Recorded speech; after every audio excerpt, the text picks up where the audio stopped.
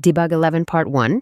Shortly before the start of service for Digimon Liberator Coolboy, a silver-haired young man who serves as the operations manager and lead GM was looking down at the vast view of Lacuna from the window of a towering building in Jewel. Debugging teams can be seen here and there doing final checks before the game launch. No major problems have been found so far, and the game has been well received by players and web media writers who participated in the beta test. If this continues, the launch plan should proceed without a hitch. Coolboy fights back against the relief that spreads through his chest. Liberator was developed to protect the Digimon of Lacuna, but ostensibly, since it is a game, it needs the support of many players. If it's not well received, IDEA has reserved the right to reconsider the whole project itself. Naturally, everything that could possibly be done has been done to avoid that outcome. Aggressive PR activities after the project announcement to internal politics to promote Liberator as a flagship project to the board, neither of which are Coolboy's real forte. He couldn't have gotten this far without the cooperation of the entire team. That said, the real challenge is yet to come. He tightens his expression, pushing down the sense of relief that wells up in his chest and the feeling of languid exhaustion that spreads from between his eyes. It seems unlikely that he will get any proper rest until the conclusion of the World Championship, a big event for the Digimon card game itself, and the game launch immediately after. Hey, Coolboy. Even so, there was a hint of dissatisfaction in his voice when a visitor showed up at his office without an appointment during this busy time, especially when the other person has a taut smile on their face. "I'm busy right now, Zenith." Responding to these words, the guy who had come into the room, Zenith, makes an exaggerated gesture to appease him. "You sound like a typical overworked manager. Come on, cut that out. You're going to be in the public eye from now on. The final is imminent and you're the challenger at that. Is this really the time to be loafing around in a place like this?" "I came for a good reason. I've been practicing plenty, but today I didn't have anybody to test my skills against. So," Zenith gave a composed grin and picked up a new device that also served as a deck case, the D-Storage. "Play a game against me, Coolboy." Digimon Liberator Side Story, Debug.11 Part 1, Zenith. "I appreciate the work you do on a daily basis, Zenith." "So you intend to refuse, huh? Bah! That really hurts," Zenith said, narrowing his eyes. Coolboy just shrugged. "I really am grateful to have someone like you, a genius, a force of nature, one of the best overall gamers out there. Thanks to your fame, we saw a huge boost in the number of players registering in advance after you announced your participation. It's been great to have a debugger who also offers a pro gamer's perspective." "Yeah, thanks for all that. In fairness, T.I. Lee was very immersive, even in the early stages, but it was still too human and difficult to control. The human body's excess sensitivity was making it hard to play comfortably at times. You can praise me a bit more, you know?" That's what Zenith's smile seemed to say as he returned his callous gaze back to Coolboy. "But just because I'm grateful to you doesn't mean you have free reign over my time. First of all, I'm not a player." "No way. My eyes don't deceive me. I'm sure you can more than hold your own. Even if I could, it would be up to me to decide if I wanted to use those abilities in a battle of wits." "I wonder, don't you think that those who have great power have an obligation to use it?" "Not necessarily. Come on, I'm really begging you here. Of course, I still can win without further prep. I have no intention of losing. It's just that this time, my opponent is none other than Owen Dreadnought. I want to make sure I have everything together." As Zenith continues to press him, Coolboy sighs again. "He may say some reasonable things, but in the end, he's no different from a child throwing a tantrum and demanding to be allowed to play. Even though I'm not involved in card design, I'm still a member of the development team. I can't take sides between you and Owen. If rumors of collusion with the developers spread, it would damage your reputation as a challenger." "Reputation? Do you mean how the audience perceives me?" Zenith smirks. "I don't give a damn about that. And that's why I'm begging you." Coolboy looks at him, surprised by the straightforward response. No matter how much he stared into those sharp, narrow eyes, he couldn't figure out what Zenith hoped to gain from competing against him, and that wasn't all. Coolboy has known Zenith for almost a year through the closed beta, and yet he still hasn't been able to decipher his motivations as a player. He's friendly and gets along well with his teammates on the debugging team, but he never reveals his true feelings. More to the point, He couldn't even tell if the gentle smile on his face was genuine or not. What's more, he tended to always look the same in the private photos that fans occasionally posted of him on social media. Most of the sightings were at fast food restaurants such as gyudon chains. The photographs, which he always readily agreed to, pleasing fans, showed him wearing classy brand name clothing, but no overly expensive accessories like watches or jewelry. It was difficult to find any sense of life or humanity in him.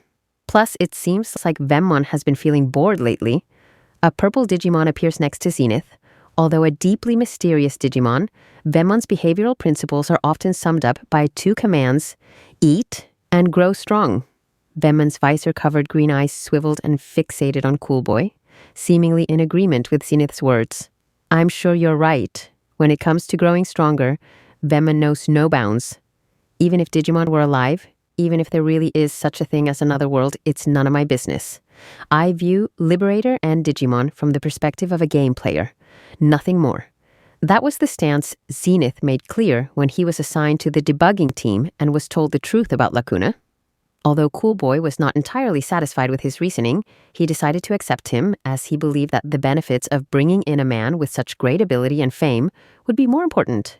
You surprise me, Zenith. I thought your stance was that Digimon Liberator is just a game. Of course, other games have characters too. Recognizing the individuality of each character while at the same time treating the game as a game is something that every player does. Seems reasonable enough. It was a very typical choice for him to choose the powerful, yet emotionless Vemmon as his partner. In all the time Coolboy observed Zenith, he never saw him interacting with his partner Digimon or walking with it outside of the D-storage. Vemmon also seems to find this acceptable and continues to follow Zenith's lead, perhaps out of respect for his strength, a relationship between tool and user without communication or trust. However, since both sides were actively in favor of it, there was no way for outsiders to interfere. Anyway, that's how it is, so just one match. Zenith bowed his head once more and Coolboy sighed in exasperation. I was hoping you'd finally give in. They switched locations to a stadium in a corner of Jewel. Standing in a hall slated to host large-scale tournaments and events, Zenith muttered with a sulky look on his face. In the end, Coolboy just kept refusing his requests. He abruptly ended the meeting, citing another appointment. A little while later, Zenith received an email through the D-storage asking him to come to the hall, so he thought maybe Coolboy had reconsidered. But no, making exceptions to rules wouldn't be becoming of Liberator's operations manager. Sorry, but Coolboy is busy. I hope you understand. Omegamon's voice echoes through the hall. A puppet Digimon partnered with Coolboy, it often acts as his surrogate and messenger. Although everyone was familiar with Omegamon's voice since it moderated the debugging team's regular meetings, whenever it appeared, it was always as a holographic image, and it was widely known that no one had ever actually met it before. It's okay, Omegamon. I don't agree with it, but blaming you won't accomplish anything. Zenith gave a disinterested reply.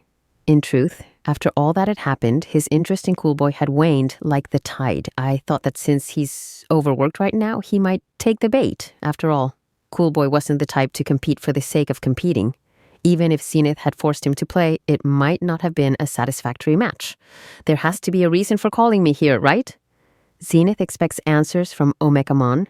Although he had lost interest in Coolboy, he was confident that he would not do anything to cause any hard feelings. Although he lives by different values, he is a man who does not do anything without meaning. As long as he sees the value in working together, he will make up for the earlier rejection in some way. And if it's something that'll help with my prep for the championship, that'd be ideal. Yes, I'll play a game with you. Hearing this, Zenith tilted his head to the side. You? Well, technically, it's an NPC that I control. As soon as the voice rings out, the floor of the stadium rises and an NPC appears in front of Zenith. I will now play using Coolboy's deck, also simulating his thought process. So, this is supposed to be a good substitute for the real deal? Not at all. Omegamon denies it immediately. Its voice had been rather formal, but now there was a hint of Omegamon's own passion mixed in. This is nothing more than a simulation. I would request that you don't consider beating me as equivalent to actually beating Coolboy. Yeah, I know. But from the way you're talking, it sounds like the man himself wouldn't mind. Right. If you win this match and go around claiming that you defeated Cool Boy, he probably won't care. That's the kind of person he is. You're right, that is the kind of guy he is. Zenith chuckles dryly. That's why Cool Boy can never be my rival. He can't be the one to provide the thrill I seek. It has to be that guy. Zenith muttered to himself, his conviction deepening.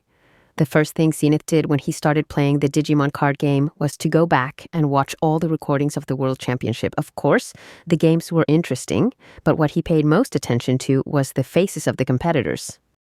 This is an occasion where many strong players compete with each other. Under such high pressure and in such a highly intellectual battle, where not even a moment of carelessness is tolerated, the players' true nature as human beings is revealed on their faces. They want to reach heights that no one has reached before. They want to live up to the expectations of those who fought alongside them. They hope all the time and effort they put in will bear fruit. They want to take their Digimon, their deck, to the greatest of stages. Each of them has feelings all their own. And because of those feelings, they have strengths unlike anyone else. They were the same kind of opponents he had fought in so many other games. But Zenith was truly drawn to only one of these players. The man had a look on his face, the likes of which Zenith had never seen on anyone else he'd played. Yet at the same time, he felt like that face was one he'd been observing for a long time. Even while performing on the world's greatest stage, this man always seemed to be searching for something new. The power that dwelt in those blade-like eyes never waned. No battle seemed to truly satisfy him. Zenith watched the man's matches intently. He was fascinated by his tactics, aggressive yet poised, like a ravenous dragon. He made it to the finals and won. The next year and the year after that, he was simply unbeatable. With a hunger in his sharp eyes, he never showed any semblance of accomplishment or satisfaction after any of his victories. One morning, Zenith realized something. He realized that the face he saw in the mirror was filled with the same hunger as the man on the screen. Zenith was so sure of it. The man, Owen Dreadnought, was cut from the same cloth as he was. I guess Cool Boy wanted to appease me, but he overlooked that playing a proxy is not the kind of thing a true competitor enjoys. Zenith narrowed his eyes and muttered to himself as he watched the NPC controlled by Omekamon deploy security. But I'll let it slide. This looks like it could prove challenging. Maybe this will bring me closer to defeating that guy, defeating Owen. That was what was dominating Zenith's mind right now.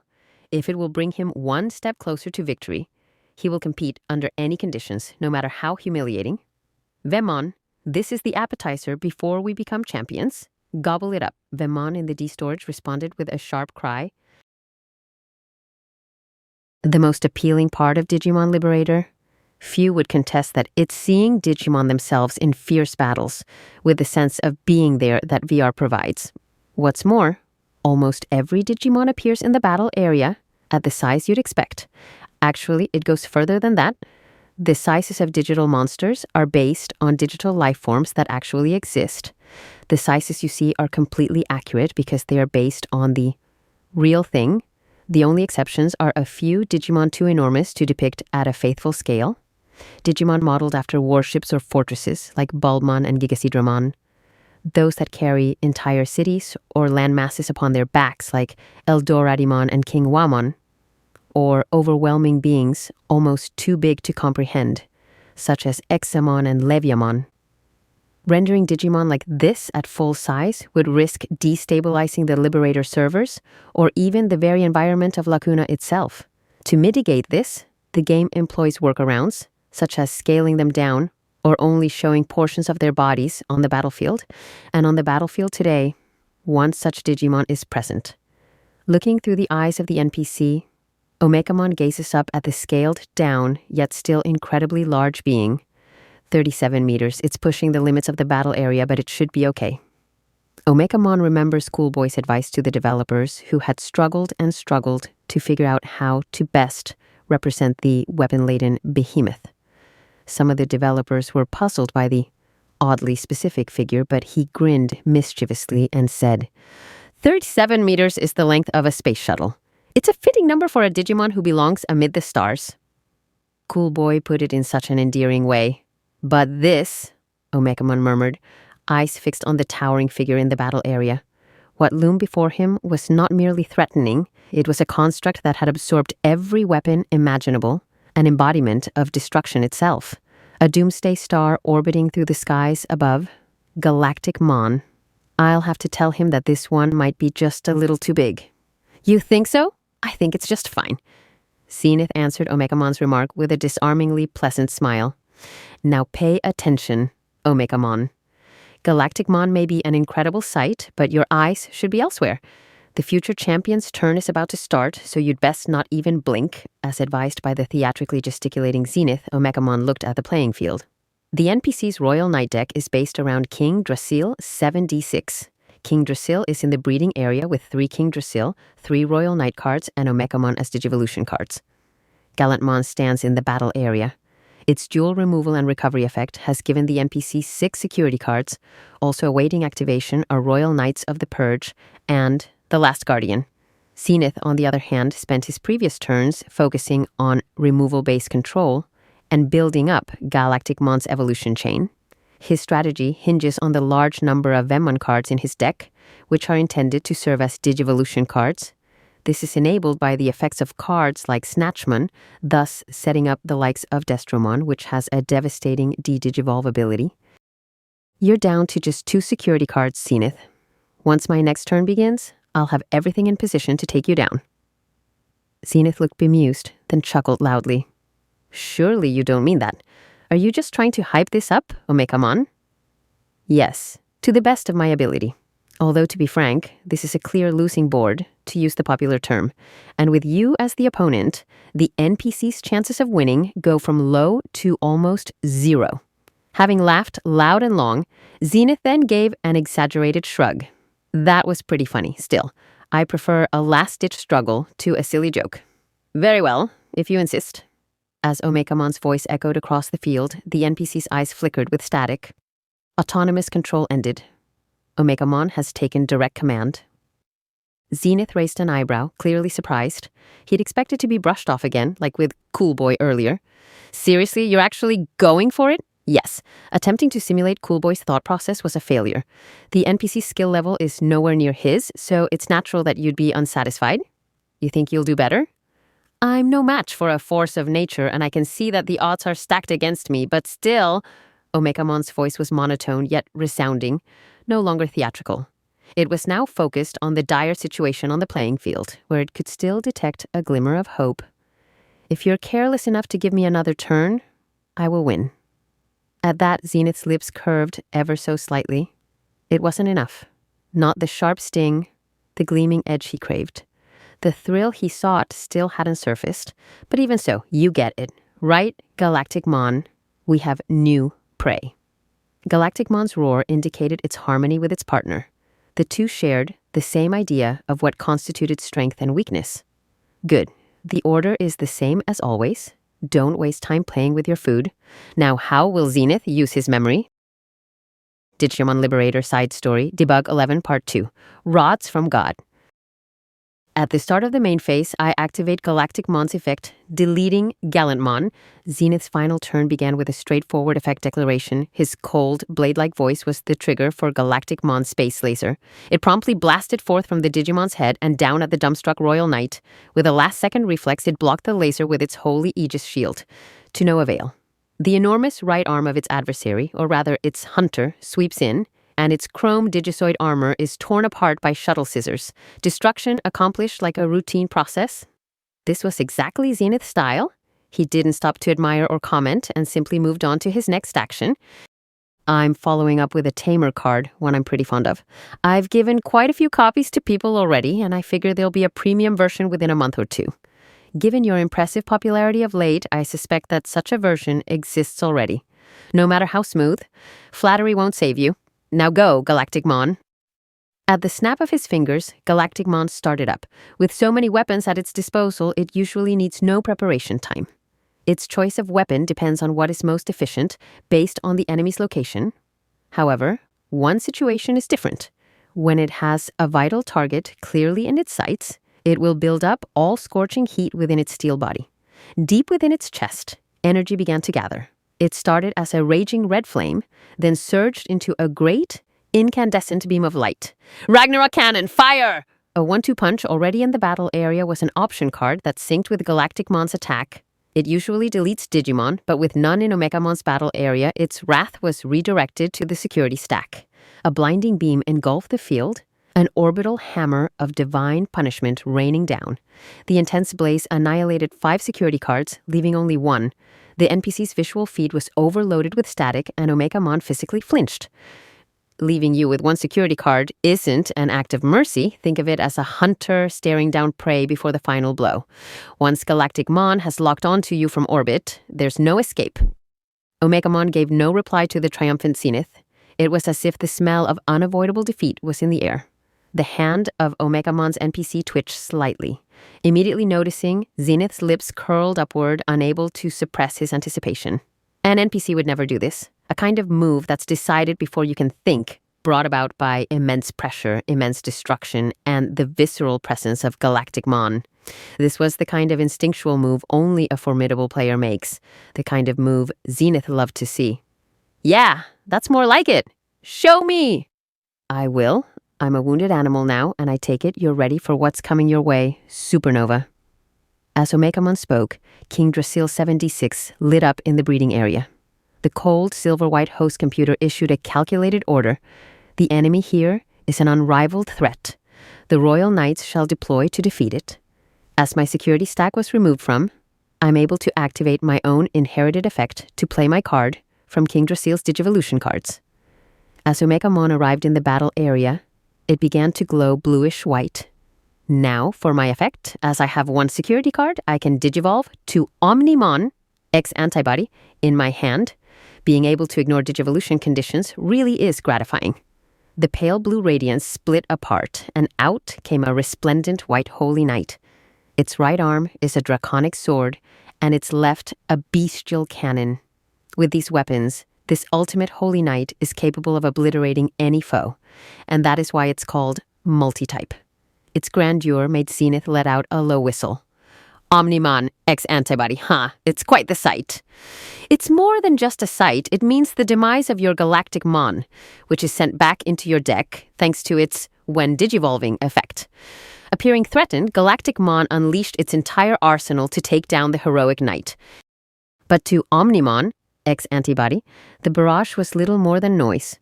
With Omni Inforce, the ability to instantly read and respond to every move, it dodged, countered, and cleaved through the attacks, and at last, the blade reached Galacticmon's chest, piercing straight through. A hush fell over the battle area. The first to notice the anomaly was Omegamon. Omnimon X-Antibody's transcendent sword was glowing hot, its surface etched with luminous digicode, signaling the activation of its ultimate ability, All Delete.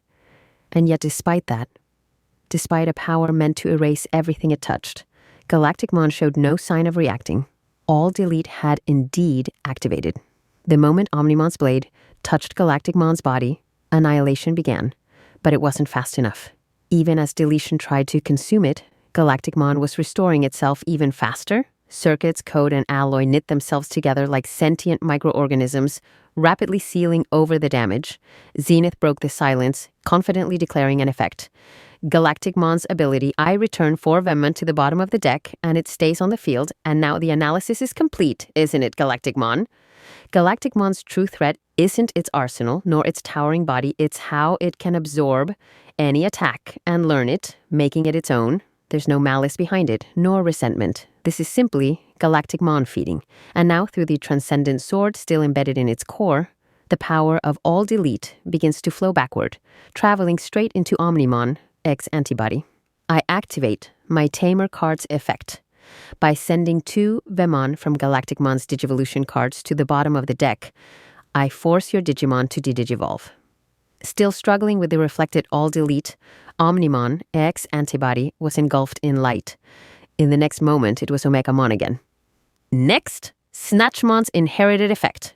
Since Vemmon returned to the bottom of the deck, Galacticmon unsuspends and gains blocker. Now then, security check. Heeding the command, Galacticmon unleashed another Ragnarok cannon, shattering the last remaining security card. Omegamon checked, gave a silent shake of the head and looked up. There was Galactic Mon, already poised to strike again. Calm, methodical, as if the intense clash with the Holy Knight had never even happened. Impressive as always, Zenith. You fought well too, Omegamon, so make sure you watch. Raising a single finger to the sky, he gave the final order. This is how the strong do battle. Thanks a lot, Omegamon. That turned out to be quite a fun tune-up. With the battle over, Zenith called out toward the overhead system, clearly in high spirits. I'm glad to hear it, although to avoid misunderstanding, you should know that Cool Boy's capabilities are far beyond mine. In that case, put in a word for me, will you? Ask him for just one match. I cannot do that. Omegamon, who moments ago had spoken with a trace of warmth, had returned to his usual flat mechanical tone. Zenith could only shrug. Wow. Stingy.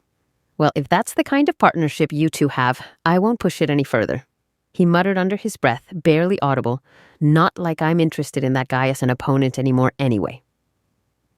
With the match concluded, Vemmon came dashing up to Zenith.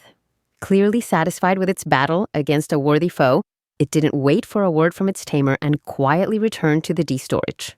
Watching this, Omegamon murmured, So, that's the kind of partnership you two have, Zenith. That's right. I use Vemmon to win efficiently, and with this arrangement, Vemmon gets to fight elite opponents it couldn't otherwise.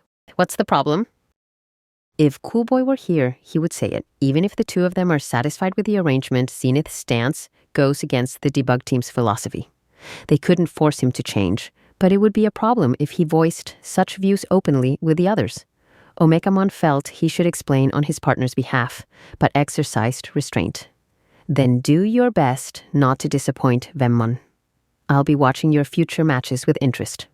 He kept it polite, giving a warning with a hint of irony. Naturally. Perhaps he caught the undertone, but in any case, he just grinned. Make sure you keep your eyes on me. I'm about to rise to the very top of the Digimon card game. I'll defeat him. He repeated this to himself, again and again. Debug 11, Part 3. Darkness filled his field of vision. It was a world completely devoid of anything. This was neither Lacuna nor the real world, nor even Cross Conetia, where they had been adrift only moments before. Zenith now stood in the place they called the Void. The only light came from the firefly-like particles of data emitted by his own body, and from the glowing halo in front of him that floated above Unchained's head. You're really ticked off, huh? Come on. Let's talk and make up already. Unchained chuckled teasingly. Zenith didn't answer. He was indeed furious. Furious enough to lunge at Unchained on the spot. But frustratingly, the data making up his arms had been corrupted. To make things worse, he had lost an eye, throwing off his depth perception, and he couldn't accurately tell how far away Unchained was. Guess I won't be throwing any punches then. The damage to Zenith's avatar data was done when he shielded Owen from the Black Emperor Dragon's attack. After that, his fragmented consciousness was sent through another game world before Unchained led him here, into the Void. More than anything, it was the fact that he'd had to protect Owen that truly irritated him. Zenith finally found the words to say to his partner, Hey, Unchained, ever heard of Gyodon? Digimon Liberator side story. Debug 11 Part 3, Xeno, begins. Gyodon? That's something you humans eat, right? I know of it, but obviously I've never eaten it. You know, I'm not like you, don't you? Beneath these words, Unchained seemed to be hinting, Don't think of me as human. And in that moment, Zenith couldn't help but feel that he wasn't exactly normal either. He reaffirmed his impression that he and Unchained were cut from the same cloth. Zenith, the current Digimon card game world champion, elite pro gamer, a genius, undefeated, unstoppable, blessed with built-in aim assist, born to bend the rules. Although there were endless titles for him, his favorite was the force of nature who stands above all. This came from his reputation in the gaming community for not merely winning, but completely dominating the field, leaving the opposition not a sliver of hope. Zenith had a passion for winning that was practically obsessive. He had chosen the handle Zenith to signal his intent to crush everyone and reign undisputed at the top. But that aside, well, I'll continue even if you don't understand. To me, you were supposed to be Gyodon. And that means, quick and simple. Zenith loves Gyodon for 2 reasons. It arrives quickly after you order it, and you can scarf it down pretty rapidly as well. No other fast food comes close in terms of time-value ratio. When he first ate it in Japan, he was mind blown. For Zenith, efficiency was almost as much of an obsession as winning. It got on his nerves when his plans were disrupted or held up by anything trivial. What happened to our promise to keep Owen Dreadnought out of this? Owen? Oh, that's why you're so mad then. Finally connecting the dots, Unchained clapped once to indicate understanding, but not repentance. The data of the Imperial Dramon was from the digital world, imported via cross-connectia, so when summoned into Lacuna, there was no way to control them. And they're not exactly the type of Digimon that would follow my plan anyway. Unchained admitted wrongdoing, but obviously had a clear conscience and just wanted to get the conversation over with. A plan and a promise. When Unchained had asked him for help, Zenith had made his desires and requirements clear. He wanted a rematch against Owen Dreadnought on the grandest stage possible. When they last came face-to-face in the Digimon Card Game World Championship, Zenith had come out on top. However, although there was nothing dubious about how he won, the match itself was vexing and unsatisfying. He claimed to Owen that he'd won by fluke, but in truth, there was nothing fluky about it. He had been stoked. It was the biggest event, the championship finals, and just the opponent he wanted. The Crimson Dragonblade, Owen. Yet he couldn't shake off the feeling that it would turn out to be a boring match. He realized his premonition was correct when he saw Owen let out a sigh just before the start, looking like his mind was elsewhere. Owen seemed somehow disappointed about the state of affairs, and this in turn disappointed Zenith. For Zenith, winning was pure joy. But it wasn't all about winning for its own sake. What he craved was the thrill of overcoming the odds, facing a formidable opponent and demonstrating that he was even better. But he knew such victories were rare and might even be out of reach one day. And that was why he felt like this. It was a thirst for adrenaline that had motivated Zenith to climb his way to the top of multiple games. Owen denied Zenith the thrill he sought by failing to bring his A game, and that infuriated him. He was intent on getting Owen to play him again, this time fully focused, and so he decided to cooperate with Unchained. He even agreed to hand over Vemmon, who was his partner Digimon since he started Liberator. It didn't matter to Zenith that he had already claimed the crown in the real-world card game. Liberator was a new stage and a valuable new opportunity. You know, if that guy gets serious, he could actually beat me. He's the kind of treat I've been starving for, and yet he was almost taken out of the game. Unacceptable. I really don't get why this whole battling thing matters so much to you. It seems pretty pointless. Enough. How could everyone be so oblivious? It was bizarre to Zenith how others could even go on living without seeking adrenaline. It's beyond comprehension. Perhaps it was normal human nature to lack such a drive. If so, Zenith didn't mind being considered a monster. And if he was a monster, then Owen was too. You can't remain as the Digimon Card Game World Champion for that many years without being an adrenaline junkie. The debugging team has plenty of strong players, right? Can't any of them scratch your itch, cool boy maybe? Unchained's question was met with a snort from Zenith. He had already challenged Cool Boy, having detected his strength through scent. He even imagined that Cool Boy might be the one to satisfy his thirst for a rival. In the end, Cool Boy brushed off his challenge, and he went up against his partner, Omekamon, instead. His victory, then, was never in doubt, and there was no thrill, no joy. He won't meet my requirements. He's like you. Same scent. Zenith felt that Unchained and Cool Boy were alike. Although their abilities most likely rivaled his own, they lacked self-interest. They misused their strength, seeking to fulfill some great cause at the expense of personal gain. This was massively at odds with Zenith's ethos of self-perfection. He made a peeved expression, but Unchained simply shrugged and shook his head like he was uninterested, as always. You don't want to make life easy for me, huh? I wouldn't say I regret choosing you to be my insider on the debugging team, but I can only put up with so much of this nonsense. You have to keep your promise. Can't you think about anything else besides that silly promise? You really are irritating, but I suppose I do owe you. Unchained clapped, and there was a shrill noise. A portal emerged between the two of them, and something familiar stepped out. Humanoid, but far from human, with a sleek white chassis. A battle NPC. What? You expect me to battle this with my body all busted up? Hold your horses, partner. In fact, this is a present for you. Next, Unchained brings forth 3 flat rectangular objects, mirrors, reflecting Zenith from the front and each side. They show just how badly his character data polygons have been damaged. Standing behind him with an eerie lack of presence is the battle NPC. I get that you're desperate to battle Owen. Well, lucky you, I'm going to keep my promise. And what does all of this have to do with that? Don't you worry, your not-so-pretty little head. I'm going to arrange everything. First things first, you wouldn't want to battle with that body, would you? Just then, the NPC dispersed into a cloud of data particles and began to wrap around Zenith. Starting from his feet, his body was gradually overwritten. Oh. The process was almost like that of zipping up a mascot costume. When finished, Zenith's character data had been drastically converted, fully robed and fitted with a mask just like an NPC's face. Zenith's vision had been improved and his movements made lighter. Hopefully you understand now, I'm not the kind of AI that lets down their partner. Unchained continued, explaining that the time to enact their plan had arrived.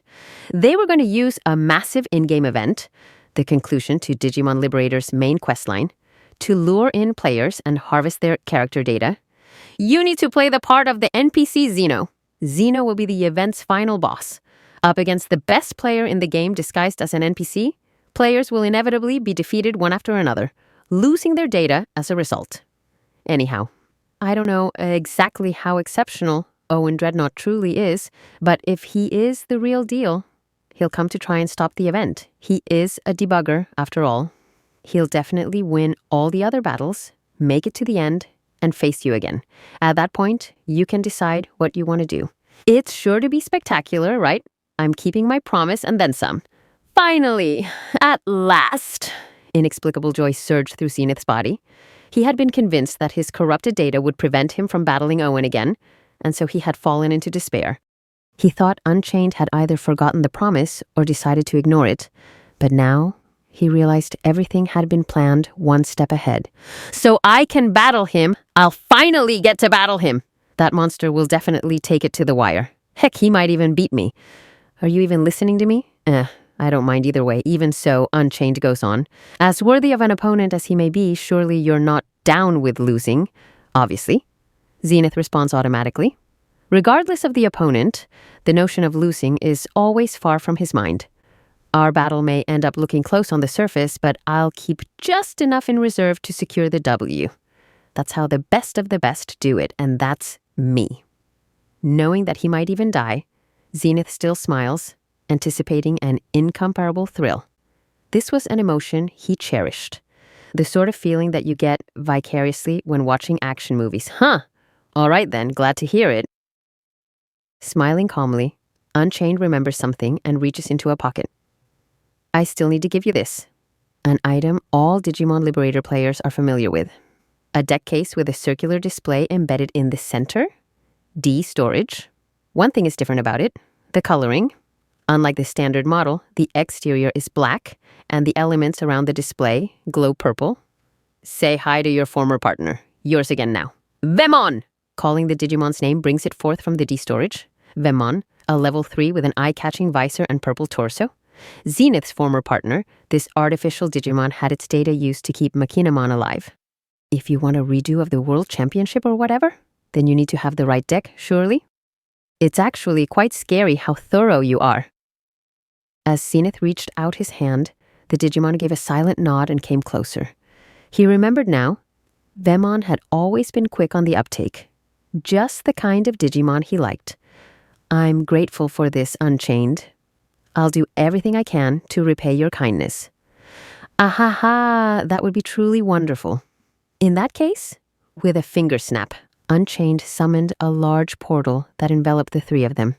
It looked like they were about to be sent to Lacuna, but who knows where. As Vemon entered the portal alongside its partner, Unchained's lips curled into a gentle yet twisted smile. Zenith, or rather Xeno the Aberration, also grinned, baring his teeth and nodding. Given the dark color of his mask, Vemon couldn't tell whether its partner's eyes were smiling. Was this really the right thing to do? No, Vemon's cognition protocol immediately rejected the doubt as it surfaced. Being used as a tool did not matter. What mattered to Vemon was that it could help fulfill Zenith's wish. I'm counting on you, Xeno. Without so much as a glance in Venmon's direction, Unchained gave his partner a friendly pat on the shoulder. Debug.12. There's a plain covered with ankle-high grass. Above, you can see iridescent clouds painting a summery contrast on the canvas of blue sky. Yuki is unsure whether Cross Connexia has seasons or not, but to her, this is summer air. Although the view was magnificent, the scenery unfolding before her eyes reminded her of the high temperatures she felt in the real world before logging in, and her steps became heavy. Immediately after arriving in this world, she had run off in joy, ignoring Impmon's warnings, but now she had completely circled around and returned to her initial spawn point. She looked down at her feet and saw 3 shadows that were not her own. Needless to say, one belonged to her partner, while the other 2 belonged to a person and a Digimon she had met here. Decked out with a biker helmet and goggles, the woman had blonde, braided hair reaching down to her waist. Only a few minutes ago, this slender woman, dressed in a rider's jacket, appeared in front of Yuki and Impmon, along with a Digimon that looked like a terracotta figure. Yuki was puzzled. To show up at this timing, you seriously must be able to see into the future. Your name is so on point. The woman just laughed heartily and shrugged her shoulders. It's a bit of an exaggeration to say I can see into the future. I guess you could say I have good intuition. I just felt like I could meet someone here, that's all. The person in front of Yuki spoke nonchalantly, stroking the head of her partner Digimon Hanimon. Yuki and Impmon tilted their heads at the answer, then instinctively shrugged their shoulders just like the woman. You say that, but it's way too ridiculous. You must have known beforehand Yuki was lost. And it was true. Yuki was very lost. She was warped from Digimon Liberator to Cross Connexia.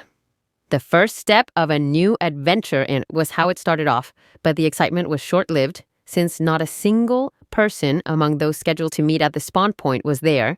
After standing there in a daze, she noticed a floating message item, and suddenly this woman was standing behind her. She introduced herself as Mirai, like future in Japanese, hence the earlier exchange. My, you don't trust in my intuition then? Mind vouching for me, Hanimon? Well, even I sometimes think her sharp instincts are a load of nonsense. If it's your first time meeting her, you're bound to be skeptical. Hanimon's somewhat intimidating tone was surprising, given its appearance. Mirai faced Yuki and Impmon, seemingly unconcerned by their reaction, and tilted her head in a puzzled manner before they could interject. Is that right? Is it really too hard to believe? Yuki almost replied. It's not a matter of belief, but stopped herself. Meeting in this vast land of Cross Connexia was too extraordinary to be chalked up to mere intuition, as she put it. However, she'd probably just laugh it off if told as much. Still, even if it was truly just intuition, the fact remained. Yuki and Impmon had been completely lost after arriving in Cross Connexia. They hadn't known where to go or what to do next. Meeting Mirai had changed that, and given that Yao had mentioned her by name beforehand, Yuki had every reason to trust her. In that case, they should be grateful instead of expressing doubt. Well then, now that we've shared the joy of this fateful meeting, how about we take a look at this message item together? No sense in overthinking it. Yuki took a breath, steadying herself. Back to her usual self, she gave a quick nod, ready to roll with the suggestion from her savior, Mirai Kinosaki. Airi! Let's do it! That's all right, one of her many nonsense words. Will you be able to put up with all that? No problemino. Learning kids slang is a breeze for me. I'll just consider you as another younger sister. Hanimon beside her legs appeared to let out a little laugh. Digimon Liberator side story. Debug.12, Mirai Kinosaki. Huh. I see. I guess that means our friends who were supposed to meet us here got attacked and scattered. When Mirai and Yuki checked the contents of the text item placed at the spawn point, they found a brief written explanation. The debugging team was attacked by a group of Digimon. Mistymon was their leader, and it captured Altea. Kazuki, Williams, and Winner have escaped in different directions. Let's regroup where Coolboy is. See you there. Ah, that darn Mistymon. As Mirai read the message, the moment she saw the name, she realized something. The situation surrounding Cross Connexia is more complicated than she thought. If that Digimon is involved, I see. Then that also narrows down where Seaboy might be. Is everyone in one piece? Come on, these are the kind of folks who manage to leave a message while in dire straits. They're sharp. I bet they're handling it just fine. Yeah, I hope so. Yuki and Impmon walk restlessly side by side, discussing this and that. A smile involuntarily broke out from Mirai's mouth at the sight of them acting like siblings. Calm down, Yuki. Maybe you two are a little too calm. Little devil, you should learn to be a little more firm. Like me. Firm as clay is too stiff for my liking. It was impossible not to chuckle at the silly conversations between humans and Digimon. Ha ha ha! You guys are funny. I'm sure you'll be all right, like Impmon said. Yuki and Impmon stared at Mirai in confusion as she continued. Kazuki is Susune Kazuki, right? You probably already realized if you're in a team with her, but she's super reliable. It also seems it was her idea to leave this message.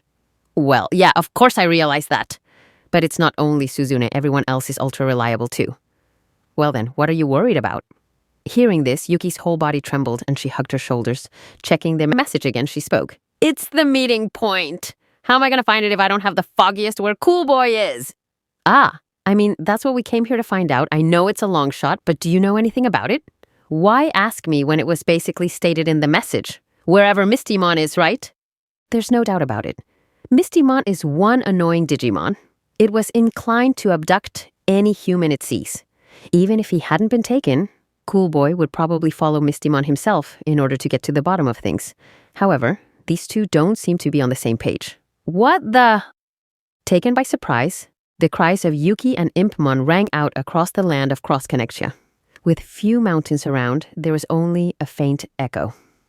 Oh, wait, so it was Mistymon's domain all along. I should have looked there. What? Wait, hold on, I'm still trying to figure this out. And actually, why did you get here ahead of us anyway, Mirai?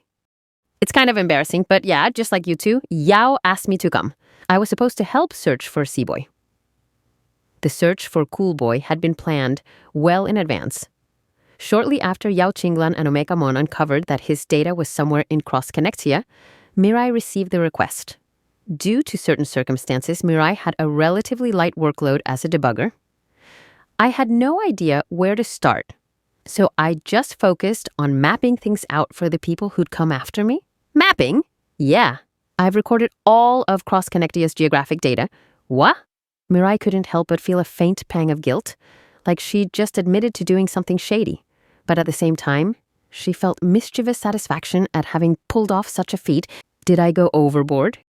Kind of. Yao Qinglan probably hadn't thought she'd be able to find Cool Boy on her own. She explained that a few more people, Yuki and the others, would soon be coming to this world, which is probably why she requested the map data.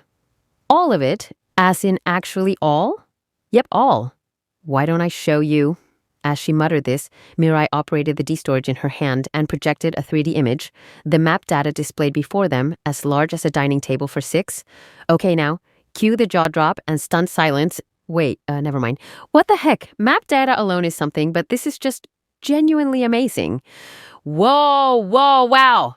Oh, come on, you two. It's not that surprising. Anyone could do this if they took the time. After all, this is Cross Connectia, where time moves faster than in our own world. There was more than enough time to make a map.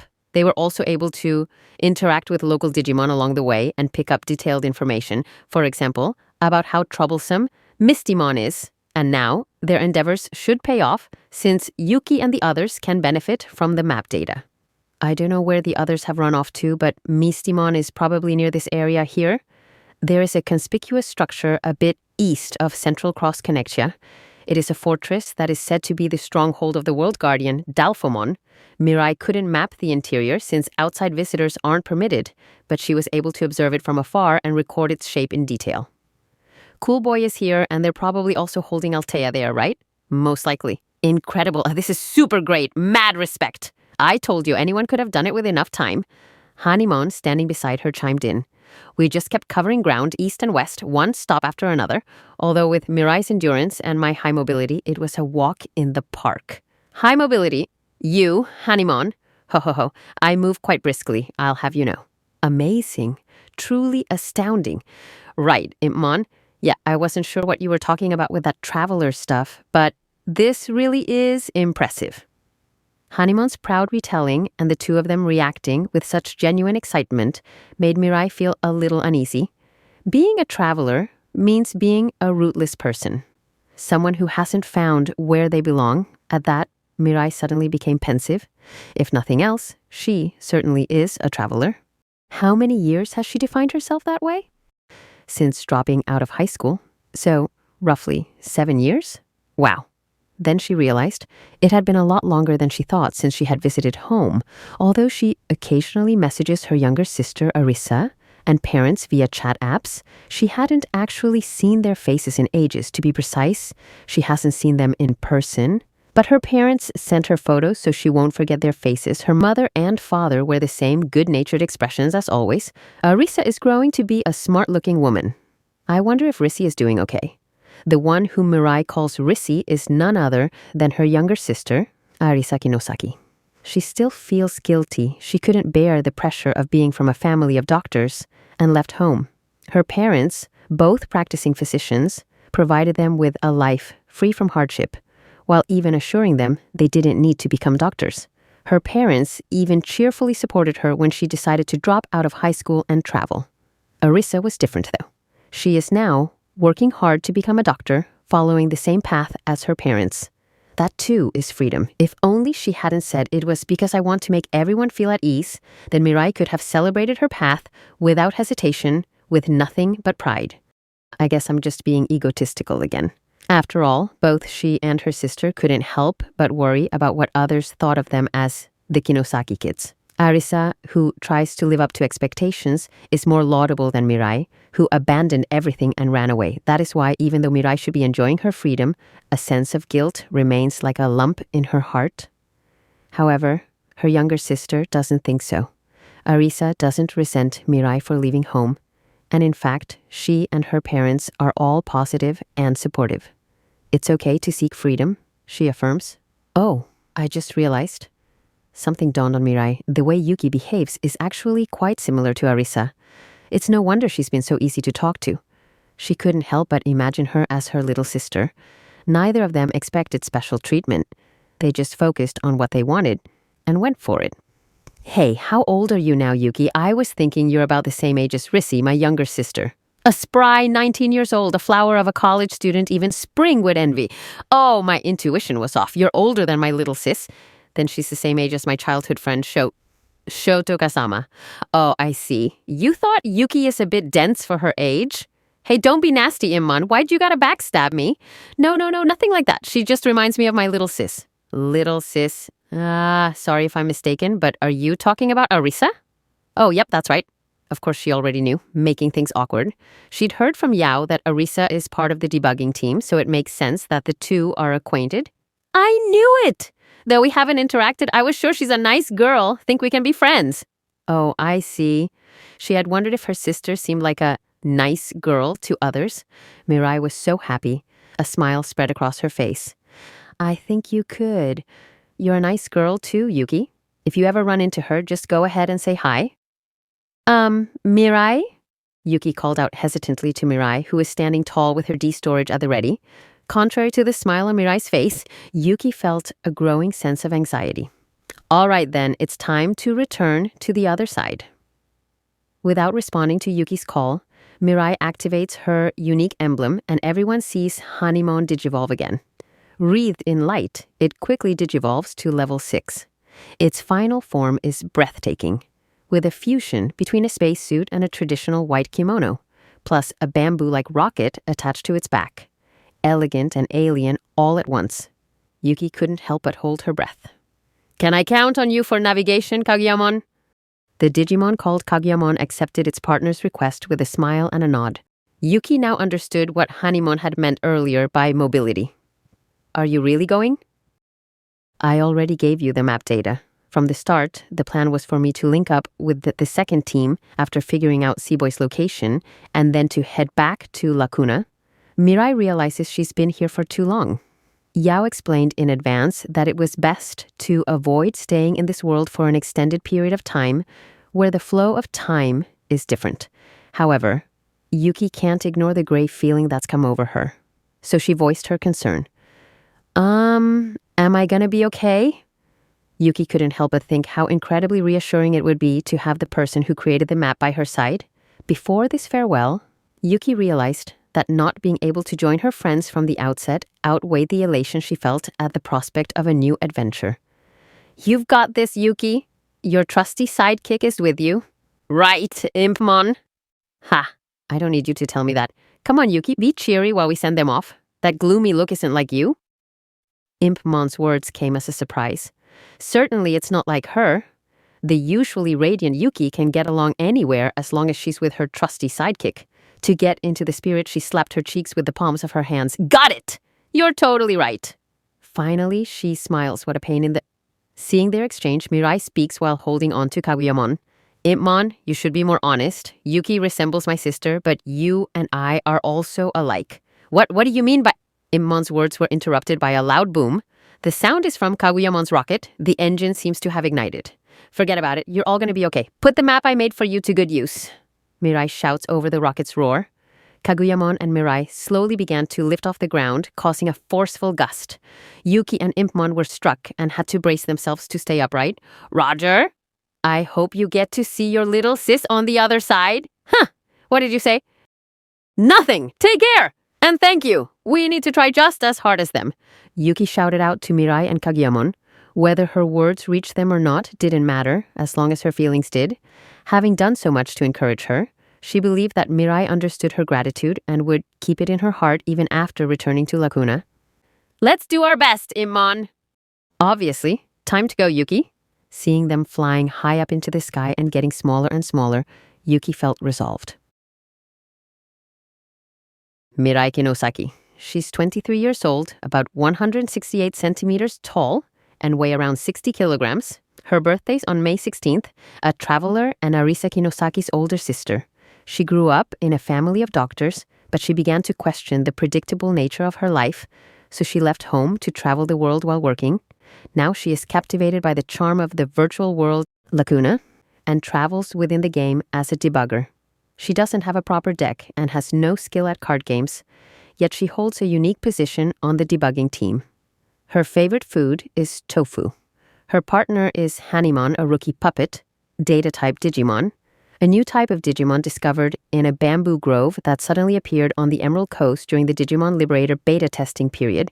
It has always had a peculiar way of speaking, which might be either old-fashioned or modern, it's hard to say. Although Hanimon comes off as arrogant, it's actually compassionate with a kind heart and completely trusts its partner, Mirai. According to Mirai, Hanimon is like a fiercely protective mom. A puppet Digimon found mainly in ruin-rich regions of the eastern digital world. It strongly resembles a Haniwa, and much like its namesake, its entire body is made of clay. Although it looks quite hardy as a result, it is more brittle than its appearance would suggest due to being composed of clay data instead of clay itself, and its body is quick to crack and chip. It can be seen steadily working to repair itself whenever this happens. While its blank expression can be initially off-putting, it has a mild-mannered nature and is friendly towards other species. However, it has a strong aversion to the hair on its head being touched, to the point of flying into a rage when this occurs. Although weak, it possesses a holy power, and multiple Hanimon gathering to dance can produce a barrier capable of warding off dark Digimon. Its special move, Haniwa Flash, allows it to emit a mysterious light beams from its eyes to both attack and blind enemies, and it can use Tumulus Tackle to collide into its opponent with full force, albeit at the risk of damaging itself. Hanimon's name and design draw directly from the Haniwa, clay figures that were placed in burial mounds during Japan's Kofun period, often shaped like warriors, animals, or ceremonial objects. These ancient artifacts were made from terracotta and placed around tombs, likely to protect or honor the deceased. Like the original Haniwa, Hanimon has a body made entirely of clay, though in this case it's composed of clay data. This explains why Hanimon, while it appears solid and stoic, is actually brittle and prone to cracking. Its habit of calmly repairing itself evokes the stillness and persistence of traditional Haniwa standing through time and decay. The blank expression is another clear reference. Haniwa often have simple round faces with little emotional detail. This contributes to Hanimon's initially off-putting look, though it contrasts with its gentle behavior. The holy power it holds and the communal dance to create a barrier tie into the ceremonial or protective role Haniwa may have played in ancient beliefs. Even its special move, Haniwa Flash, with beams from the eyes, echoes the idea of supernatural watchfulness. The champion stage is Kokeshimon, a puppet Digimon that digivolved by incorporating data from a Kokeshi, a type of traditional Japanese doll. Kokeshimon often makes its home in the various abandoned castles and mansions scattered across the Eastern digital world. Although normally found sitting quietly in one place, to the extent that it can be mistaken for an ornament, it has a mischievous side and enjoys startling those who unwittingly draw near. It also has a caring side, showing a strong drive to protect in training and rookie Digimon, and proves to be a stalwart companion once a bond of trust is established. It possesses psychokinetic abilities and moves by emitting waves of psychic energy from the base of its body, floating from place to place in the manner of a ghost. The soundless nature of its movements makes its approach difficult to notice. Kokeshimon can use its special move Sophora Storm to fire a volley of psychokinetic bullets from the base of the Kokeshi that make up its arms, while Kideko Strike sees it crash into the ground from on high, unleashing a shockwave of psychic energy that temporarily stuns anything it hits. The ultimate is Karakurumon, a puppet Digimon that incorporates data from traditional Japanese mechanical dolls. It wears a large sake cup on its head and resembles a beautiful woman at first glance with its long black hair, but the body underneath the kimono is entirely mechanical.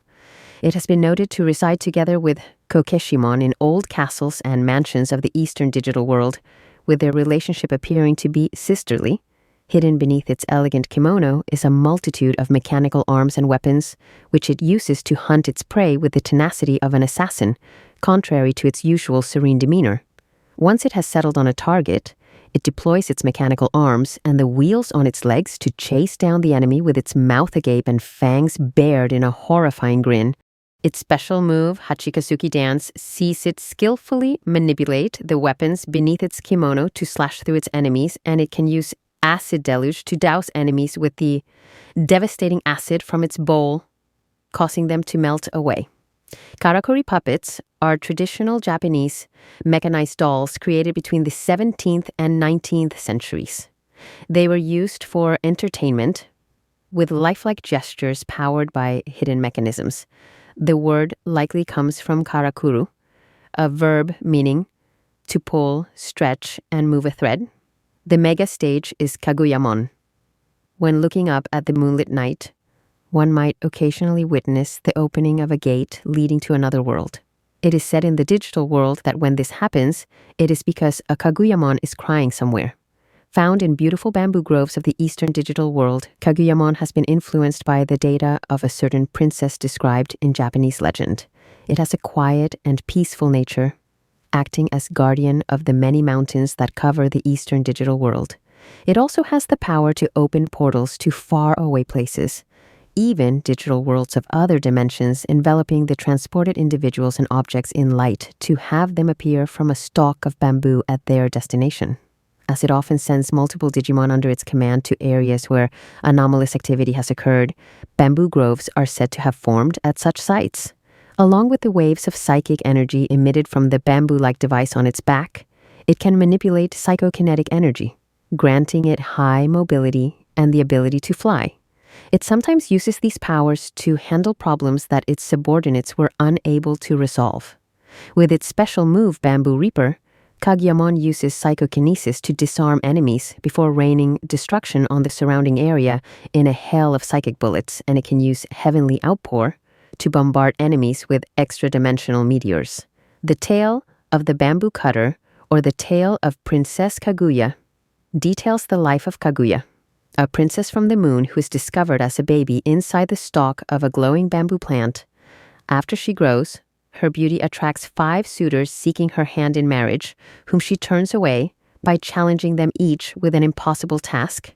She later attracts the affection of the Emperor of Japan. At the tale's end, Kaguya reveals her celestial origins and returns to the moon. On the same day Mirai and her partner's evolutions were revealed, the VTuber Yuki introduced Mirai during her YouTube program.